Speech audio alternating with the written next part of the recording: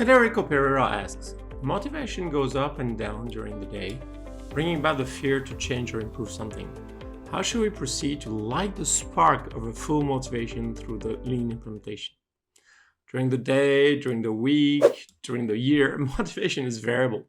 The first thing to understand is that motivation changes, and it's easy to think the person is like this or like that, to attribute their motivation to their personality. To be honest, it's very hard to know what motivates each individual person and at every time.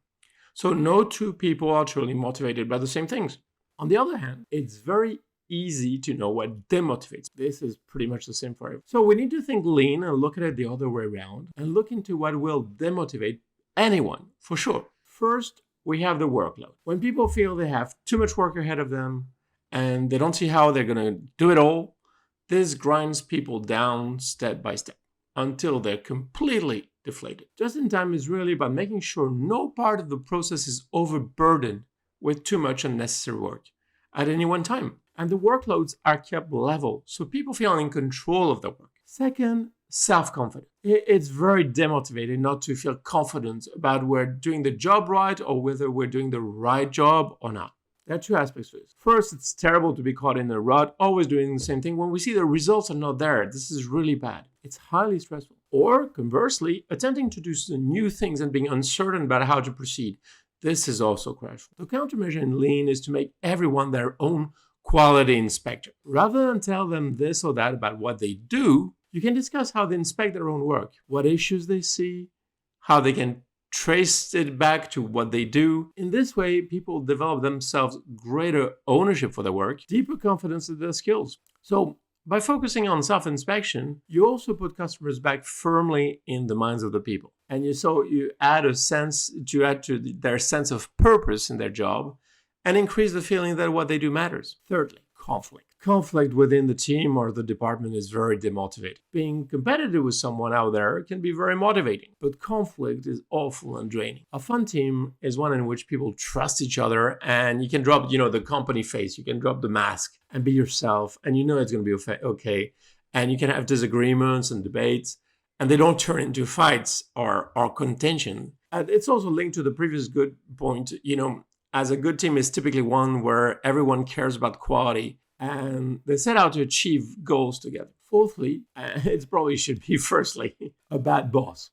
Listen, the boss may not always be right, but the boss is always the boss. A bad boss can lead you to despair. In fact, many people join a company and quit their boss. What is a bad boss? One that doesn't attribute effort fairly. That's just awful. When you see your boss attributes your efforts to someone else who's not doing the work, you feel awful. One that constantly changes what has to be done and is short-tempered and yells at everyone for being idiots and not getting the work done. One that has no empathy for everyone else but themselves, a good dose of narcissism. Unfortunately, senior executives often mistake self-confidence for competence. It's hard to distinguish.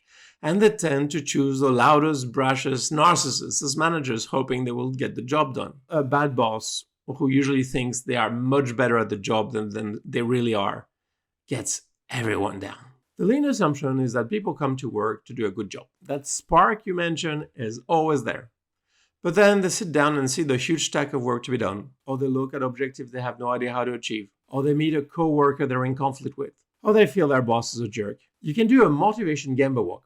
You can follow employees to their workstation, and you imagine you arrive with high energy and you want to get things done, and then you see all the things that happen to you even before you start the first job of the day, or when you return for your lunch break and feel how they feel. I wish there was a general answer to this. If there is one, I'd love to hear it. The one thing we do in lean thinking is look for mourir, overburden. See it and then try to correct it. Overburden can be anything. Sometimes people can be overburdened with too much engagement, and then they burn out. So ask yourself, is there overburden here? What causes it? What could be the countermeasure? Dario, what do you think? Well, I believe motivation, there are intrinsic factors and extrinsic factors. I think Mike already explained it a lot regarding extrinsic factors, especially on demotivation.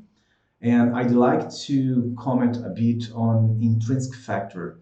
As it relates to lean motivation, this creates in a lean environment You've got challenge, you've got goals, targets, and if an individual align those goals and targets and challenges with some personal interest, personal goals as well. This creates a spark, an inner spark in a person to do things for better, for good, for a better process, better company, better society.